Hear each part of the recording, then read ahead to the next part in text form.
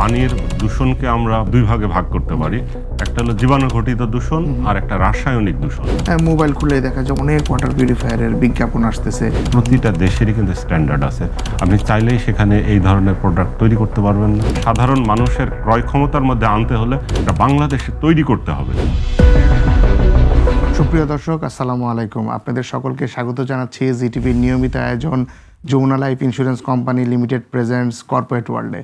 আজ আমাদের সাথে উপস্থিত আছেন Zahidul Islam, chairman green dot limited. কেমন আছেন? আলহামদুলিল্লাহ, ধন্যবাদ আপনাকে, ধন্যবাদ জিটিভিকে, ধন্যবাদ জিটিভির দর্শককে।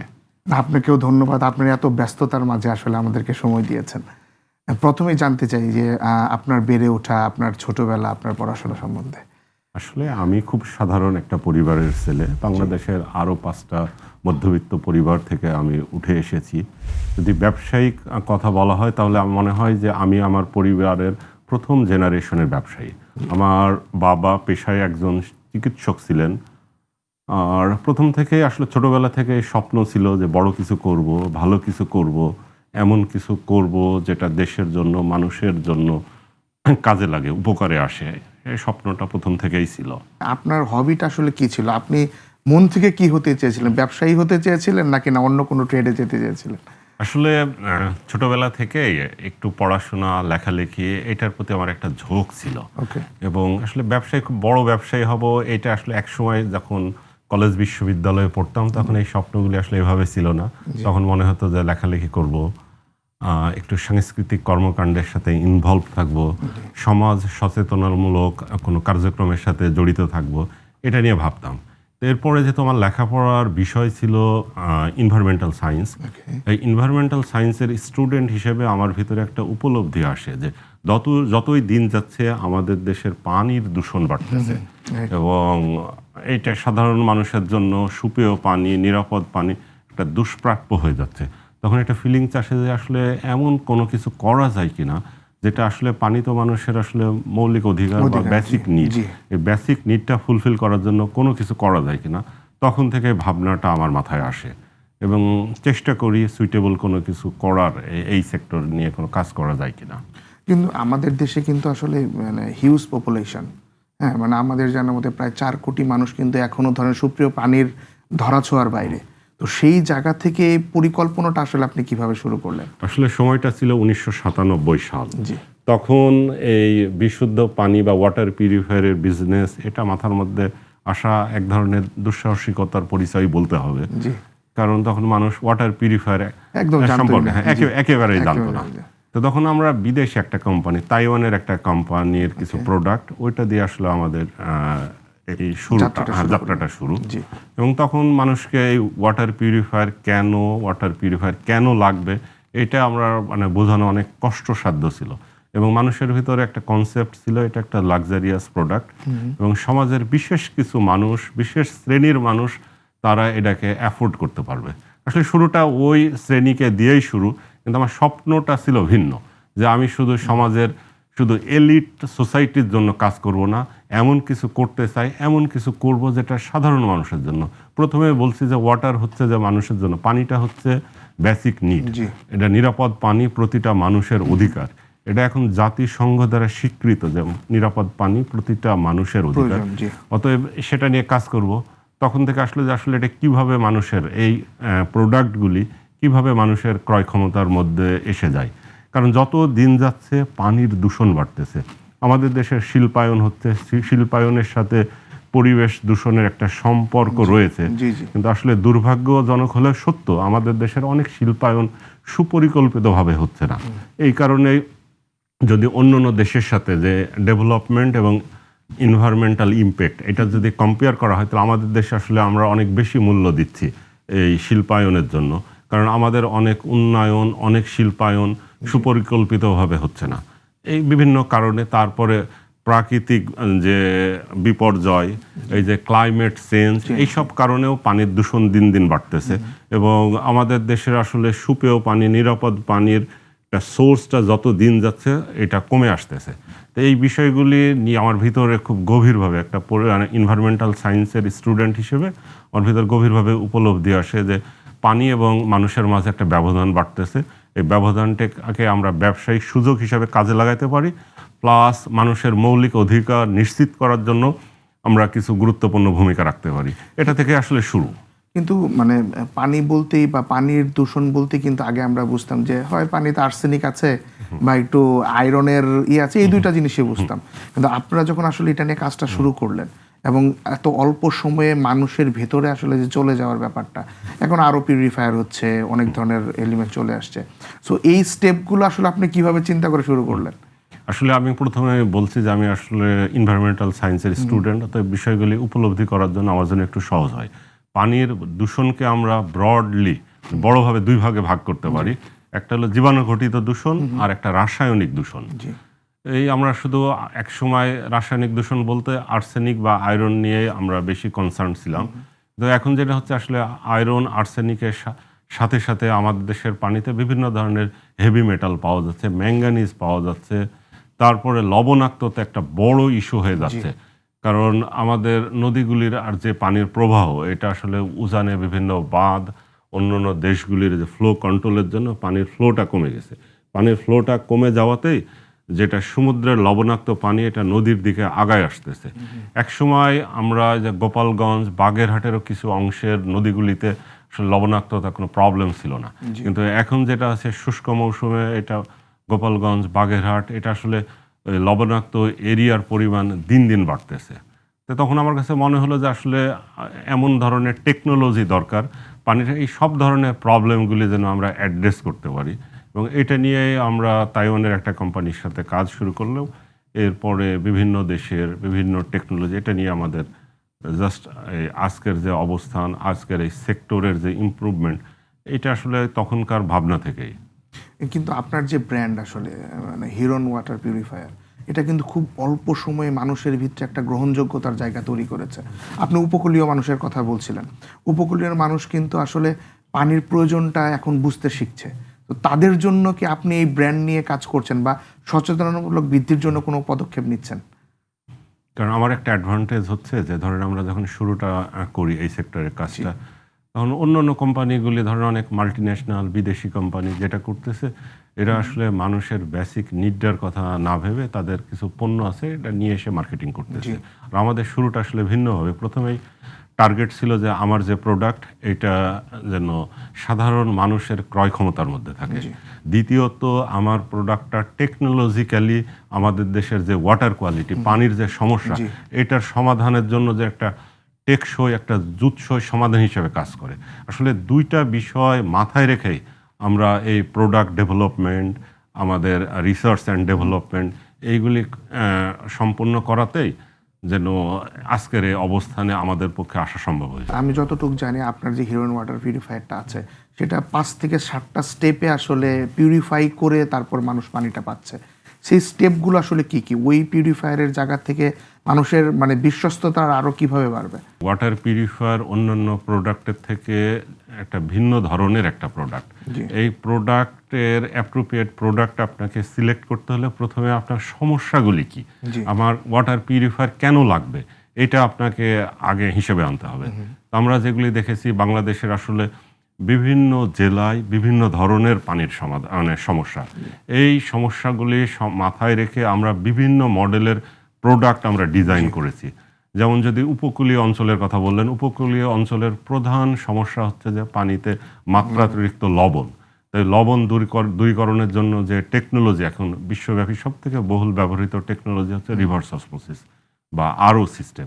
এই আরও সিস্টেম দিয়ে আমরা উপকূলীয় অঞ্চলের পানি লবণমুক্ত করতে পারি। এই আরও টেকনোলজিতে যে মেমব্রেনটা ইউজ করা হয়, এটা অত্যন্ত সূক্ষ্ম একটা মেমব্রেন।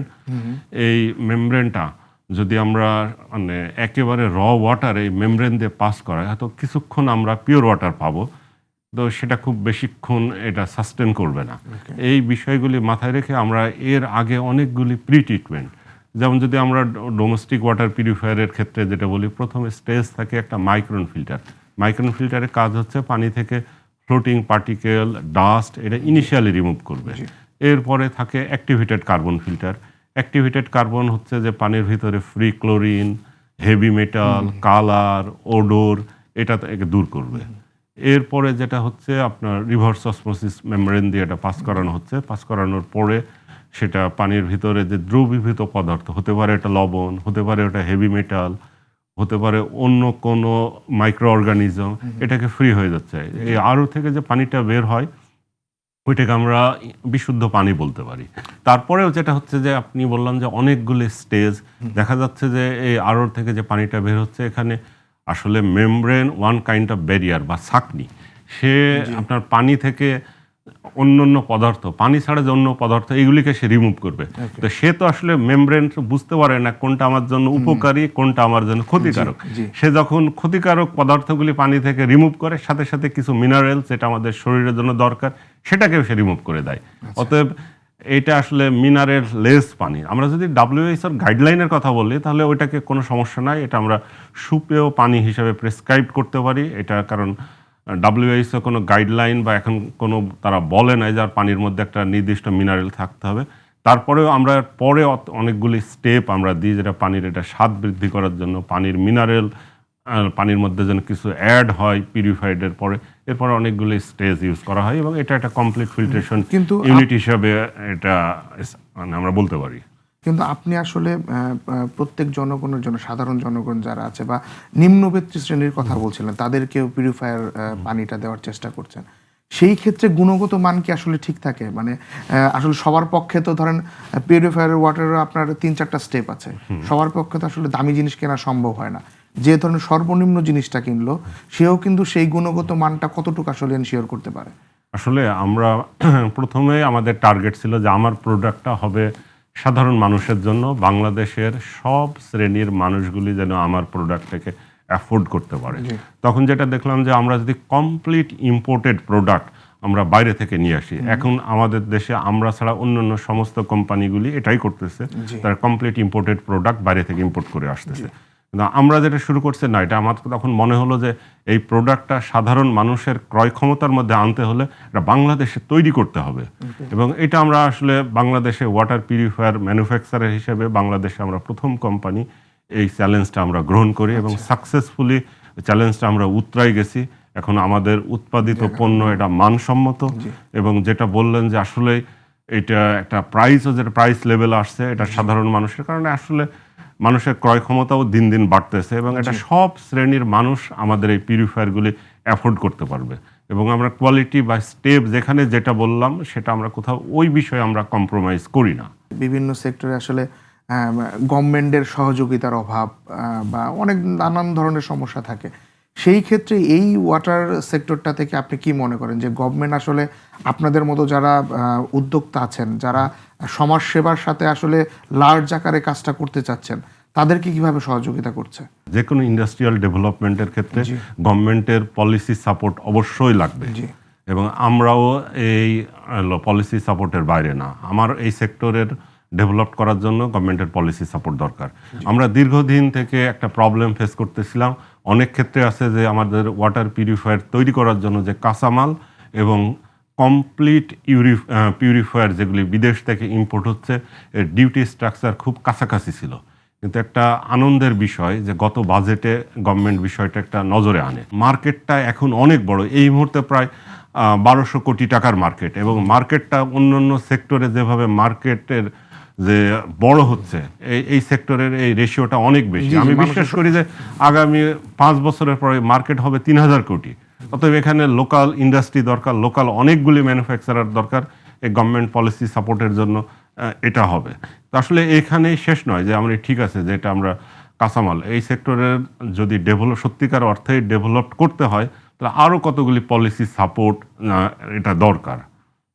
যেমন আমরা বাংলাদেশে একমাত্র আমরা এটা বাংলাদেশে এটা এই ওয়াটার পিউরিফায়ার তৈরি করতেছি। এই প্রোডাক্টগুলি আমরা যদি বাংলাদেশে তৈরি না করতাম তাহলে কি হতো, আমিও তো আসলে বাইরে থেকে প্রোডাক্টগুলি ইম্পোর্ট করতে পারতাম। ইম্পোর্ট করতে পারলে এখানে ফরেন কারেন্সিগুলি চলে যেত। অতএব এই মুহূর্তে আমি বলবো যে আমি আসলে এক্সপোর্ট করতেছি না, ফরেন কারেন্সি আর্ন করতেছি না, কিন্তু ফরেন কারেন্সি আমি সেভ করতেছি। আমি একটা ইম্পোর্ট সাবস্টিটিউট হলো একটা ইন্ডাস্ট্রি, জি। এবং এটার জন্য অনেক দেশে একটা আলাদা নীতিমালা আছে। আমিও মনে করি যে এই ধরনের যারা নতুন উদ্যোক্তা, নতুন সেক্টরে কাজ করতে চায়, যারা আমদানি বিকল্প শিল্প হিসেবে এখানে কোনো কিছু করতে চায়, জি। এটার জন্য একটা গভর্নমেন্টের পলিসি সাপোর্ট দরকার। আমি বলবো যে এই সেক্টরের প্রতিকৃতি হিসেবে কাজ করছেন, অনেকদিন যাবত আছেন, তারা গভর্নমেন্টের সাথে কোলাবোরেশন হয়েও তো কাজটা করতে পারেন। সেই ক্ষেত্রে আপনার কোনো সাজেশন আছে কিনা? তো আমরা প্রতিনিয়ত গভর্নমেন্টকে আমরা এই বিষয়গুলি বলতেছি। আর আপনি আরেকটা জিনিস কিছুক্ষণ প্রথমে বলতেছিলেন যে এটা মানুষের লো ইনকাম গ্রুপ বা নিম্ন আয়ের মানুষের জন্য যে এই পিউরিফায়ার বা সুপেয় পানি কিভাবে নিশ্চিত করা যায়, জি। এটা নিয়ে আমরা গভর্নমেন্টের বিভিন্ন সংস্থা যারা নিরাপদ পানি সরবরাহের দায়িত্বে নিয়োজিত, যেমন department of public health engineering, তাদের সাথে আমরা বিভিন্ন সময় আমরা বিভিন্ন নতুন নতুন প্রজেক্ট, নতুন নতুন কনসেপ্ট নিয়ে কাজ করার চেষ্টা করছি, এবং কিছু সুফলও এখানে আসছে। জি। যেটা হচ্ছে তারা অনেকগুলি যেটা লো ইনকাম গ্রুপের জন্য এই যে ওয়াটার পিউরিফায়ারগুলি তারা বিনামূল্যে সরবরাহ করতেছে। এটা একটা আসলে প্রথমে বলছি যে আসলে পানি কোনো লাক্সারিয়াস প্রোডাক্ট না, ওয়াটার পিউরিফায়ার কোনো লাক্সারিয়াস প্রোডাক্ট না, এটা মানুষের বেসিক নিড, এটা একটা লাইফ সেভিং প্রোডাক্ট। তো এটাকে এভাবে, যেমন আমরা যারা এই সেক্টরে কাজ করি আমাদেরকে এভাবে ভাবতে হবে, যারা পলিসি মেকার আছে তাদেরকেও এভাবে ভাবতে হবে, যারা এখানে ফাইন্যান্স করবে তাদেরকে আরও 5টা সেক্টর থেকে এটাকে একটু আলাদাভাবে দেখতে হবে। মোবাইল খুলে দেখা যায় অনেক ধরনের ছোট বড় অনেক ওয়াটার পিউরিফায়ারের বিজ্ঞাপন আসতেছে, লোভনীয় অফার দিচ্ছে। সেই ক্ষেত্রে কিন্তু দেখা যায় অনেক সময় মানে যারা সাধারণ জনগণ তারাও কিন্তু প্রতারণার শিকার হচ্ছে, যে কিনতেছে এটা ভালো না, নিম্নমানেরই পাচ্ছে। সেই ক্ষেত্রে বেসিক কোনো ক্রাইটেরিয়া আছে কিনা যে এই এই জিনিস দেখলে অন্তত সাধারণ জনগণ বুঝতে পারবে যে না, তুমি ভালো একটা পানির পিউরিফাই পাচ্ছ এবং তুমি এটা অ্যাভেল করতে পারো? আসলে আপনি খুব ভালো একটা প্রশ্ন আপনি আমাকে করেছেন। এই লাইফ সেভিং প্রোডাক্টের জন্য বিভিন্ন দেশে আসলে চাইলেও কেউ মার্কেটিং করতে পারে না। এটা দুর্ভাগ্যজনক, আমাদের দেশে বিষয়টা এখনো এস্টাবলিশড হয়নি।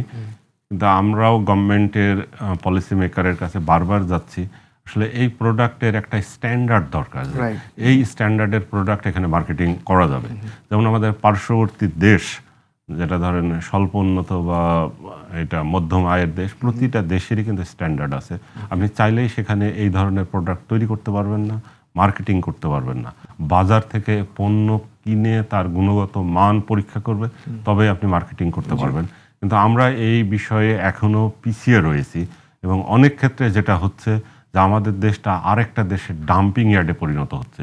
তার দেশে কিছু কিছু পণ্য, নিম্নমানের পণ্য যেটা ওই দেশে মার্কেটিং করা সম্ভব না, সেটা আমাদের দেশে এসে এই মার্কেটিংগুলি করা হচ্ছে।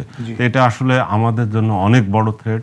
আমি আসলে একজন পজিটিভ মানুষ, আমি একজন আশাবাদী মানুষ, এবং আমি বিশ্বাস করি এই সময় অচিরেই আসবে যেখানে মানসম্মত ওয়াটার পিউরিফায়ার ছাড়া এই বাজারে মার্কেটিং করা সম্ভব হবে না। আমি দৃঢ়ভাবে বিশ্বাস করি যে গভর্নমেন্ট ওই ধরনের একটা ইনিশিয়েটিভ নেবে, কোনো একটা ইনস্টিটিউটকে দায়িত্ব দেওয়া হবে যে ওকে তুমি প্রোডাক্ট ইম্পোর্ট করতে চাও, ইম্পোর্টের আগে প্রোডাক্টটা আমাদের কাছে জমা দাও, আমরা টেস্ট করে দেখি, মানসম্মত প্রোডাক্ট হলে তোমাকে ইম্পোর্টের পারমিশন দেওয়া হবে। লাইক এখন যেমন কেউ যদি ওষুধ ইম্পোর্ট করা লাগে আমাদের দেশের জন্য, চাইলেও কিন্তু যে কেউ ওষুধ ইম্পোর্ট করতে পারবে না। এখানে ড্রাগ অ্যাডমিনিস্ট্রেশন আছে, তাদের কাছ থেকে পারমিশন নেওয়া লাগে, এবং নির্দিষ্ট একটা প্রসিডিউরের মধ্যে যেতে হয়। আমি মনে করি ওয়াটার পিউরিফায়ারের ঠিক ওই ধরনের একটা লাইফ সেভিং প্রোডাক্ট, এটার জন্য একটা সুনির্দিষ্ট নীতিমালা দরকার, এবং সেই নীতিমালার বাইরে কেউ থাকবে না। জনগণের সচেতনতা বৃদ্ধির জন্য আপনি কি কি আসলে পদক্ষেপ নিচ্ছেন? সচেতনতা বৃদ্ধির জন্য আসলে একটা ইন্ডাস্ট্রি বা একটা সেক্টরের মানুষ হিসেবে যেটা করার, সেগুলি আমরা সবই করতেছি।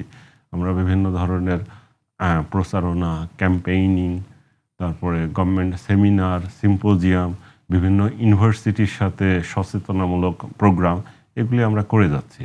এবং গ্রামে গঞ্জে, শহরে যারা বিভিন্ন এই সেক্টরে যাদের কাজ আছে, যেমন এটা প্লাম্বার, ধরেন এই সেক্টরে যারা স্যানিটারির দোকানের মালিক, তাদের সাথে এই কাজগুলি আমরা মানে প্রতিনিয়তই আমরা করে যাচ্ছি। আপনার ক্ষেত্রে যেটা বলতে পারি বা আপনার কথা শুনে আজকে যেটা আমরা উপলব্ধি করলাম, ধরেন আপনার হিরন ওয়াটার পিউরিফায়ার, ধরেন আপনার এখন চোখ বন্ধ করে ট্রাস্ট করে এটা নিতে পারছি, নিশ্চয়ই আপনি ব্যবসায়িকভাবেও সেটার ফিডব্যাকটা ডেফিনেটলি এটা পাচ্ছেন। সো এই ক্ষেত্রে অন্যান্য যারা মানে ছোট ব্যবসায়ীরা আছে, তাদেরকে আপনারা উদ্বুদ্ধ করার জন্য কিছু করছেন কিনা, বা আপনাদের এরকম গভর্নমেন্টগত কোনো অ্যাসোসিয়েশন আছে কিনা যে যারা এই সেক্টরটা নিয়ে আসলে সামনের দিকে এগিয়ে যেতে চায়? এখনো ওইভাবে অপারেট হচ্ছে না, এখানে অনেক ধরনের প্রবলেম রয়ে গেছে। যেটা আছে যে এখানে ছোট ছোট কোম্পানির থেকে বড় অনেকগুলি মাল্টিন্যাশনাল কোম্পানিও এই ধরনের পণ্য নিয়ে এখানে কাজ করতেছে। তাদেরও একটা দায়বদ্ধতা রয়ে গেছে এবং এই দায়বদ্ধতার জায়গা থেকে আমরা সবার জায়গা থেকে যদি একটু সচেতন হই তাহলে পরে হয়তো এই মানসম্মত পণ্য আমাদের দেশে নিশ্চিত হবে। আর আপনি যেটা বললেন যে ছোট ব্যবসায়ীদের, আসলে একসময় এই ওয়াটার পিউরিফায়ারের বিজনেসটা 1997 সালে কিন্তু আমরাই শুরু করি এবং তখন খুব ছোট পরিসরে, আসলে শুরুটা খুবই ছোট পরিসরে ছিল। এরপরে এখন যারা ওয়াটার পিউরিফায়ার সেক্টরটা অনেক বড় হয়েছে এবং আমরা ছাড়াও যারা এই সেক্টরে কাজ করতেছে এর মধ্যে বড় একটা সংখ্যক এটা কোনো সময় আমাদের সাথে কোনো না কোনোভাবে এটার সাথে সংশ্লিষ্ট ছিল। ওই সময় কেউ হয়তো চাকরি করছে, কেউ সময় ডিলার হিসেবে কাজ করছে। তারা এখন এই সেক্টরে একটা ডোমিনেট করার মতো তাদের ক্যাপাবিলিটি তৈরি হয়েছে এবং আমরা মনে করি যে এই সেক্টরে গ্রোথ হওয়ার জন্য একটা ইন্ডিপেন্ডেন্ট সেক্টর হিসেবে আমাদের দেশে এস্টাবলিশড হওয়ার জন্য গ্রিন ডটের একটা উল্লেখযোগ্য একটা কন্ট্রিবিউট রয়েছে। আমরা যদিও একদম প্রোগ্রামের শেষ পর্যায়ে চলে এসেছি, আপনি এত ইম্পর্টেন্ট তথ্য দিচ্ছেন আমার শুনতে ইচ্ছা করছে। তারপর একটু মানে জানি যে গ্রিন ডটটাকে আসলে আপনি বা হিরন ওয়াটার পিউরিফায়ারটাকে ফিউচারে কোন জায়গাতে আসলে নিয়ে যেতে চান, আপনার মিশন এবং ভিশনের জায়গাটা যদি একটু বলতেন। আসলে আমি স্বপ্ন দেখি হিরন ওয়াটার পিউরিফায়ার একটা ইন্টারন্যাশনাল ব্র্যান্ড হিসেবে এটা বিশ্বব্যাপী পরিচিত হবে। আমরা এখন শুধু আমাদের বিক্রয় কার্যক্রম বা মার্কেটিংটা আমাদের দেশের মধ্যে সীমাবদ্ধ রয়েছে। তা আমি স্বপ্ন দেখি এই বাংলাদেশের উৎপাদিত পণ্য একদিন বিশ্ববাজারে মেড ইন বাংলাদেশ ব্র্যান্ড হিসেবে ওয়েল এস্টাবলিশড হবে। আসলে এটাই আমার স্বপ্ন এবং সেভাবে আমি আগাচ্ছি। কারণ আমাদের যে হিরন ওয়াটার পিউরিফায়ার এটা যে কোনো আন্তর্জাতিক মানের আন্তর্জাতিক ব্র্যান্ডের সাথে যদি কম্পেয়ার করা যায় কোয়ালিটি ওয়াইজ এটা কোনোভাবেই পিছিয়ে নয়। এখন আসলে এটা সময় শুধুমাত্র সঠিক পরিকল্পনা, একটা সঠিক দিক নির্দেশনা, গভর্নমেন্টের পলিসি সাপোর্ট, এটা নিয়ে সামনে এগিয়ে যাওয়া। আপনাকে শুভকামনা জানাই। আসলে আপনি যে ইচ্ছাটা করছেন হিরন ওয়াটার পিউরিফায়ার আসলে বাংলাদেশে যেভাবে ট্রাস্টেবল পিউরিফায়ার হয়ে গিয়েছে মানুষের মাঝে, এটা মনে হয় অচিরেই আপনি ইনশাল্লাহ ইন্টারন্যাশনালি এটাকে লঞ্চ করতে পারবেন এবং তারাও সেই গ্রহণযোগ্যতার জায়গাটায় নিয়ে যাবে। সো আপনাকে আবারও ধন্যবাদ, জিটিভিতে এসছেন এবং আমাদেরকে সময় দিয়েছেন। সর্বশেষ আপনি জিটিভির দর্শকদের যদি কিছু বলতে চান। জিটিভিকেও ধন্যবাদ, আসলে আমাকে জিটিভির দর্শকের সামনে এই আমার কথাগুলি বলার একটা সুযোগ তৈরি করিয়ে দেওয়ার জন্য। আর আপনি যেটা বললেন কিছুক্ষণ আগে, যেটা বললেন যেটা সচেতনামূলক অনুষ্ঠান বা মানুষের সচেতনতা বাড়ানোর জন্য কি করা যায়, এই ক্ষেত্রে যেহেতু আপনারা মিডিয়াতে আছেন আপনাদের রোলটা অনেক বেশি ইম্পর্টেন্ট। চাইলে আপনারা অনেক কিছু করতে পারেন এই সাধারণ মানুষের কাছে বার্তাগুলি খুব দ্রুত এবং সঠিকভাবে আপনারা পৌঁছায় দিতে পারেন। আর জিটিভির দর্শকের প্রতি আমার অনুরোধ যে আপনারা ভালো প্রোডাক্ট কিনেন, দেশি প্রোডাক্ট কিনেন এবং মেড ইন বাংলাদেশ ব্র্যান্ডকে সাকসেসফুল করার জন্য একটা পজিটিভ ভূমিকা এবং সহযোগিতা করেন। আপনাকে অনেক অনেক ধন্যবাদ। সুপ্রিয় দর্শক, আপনারা দেখছিলেন Jamuna life insurance company limited presents corporate world. আজ এ পর্যন্তই। ভালো থাকুন, সুস্থ থাকুন, জিটিভির সাথেই থাকুন।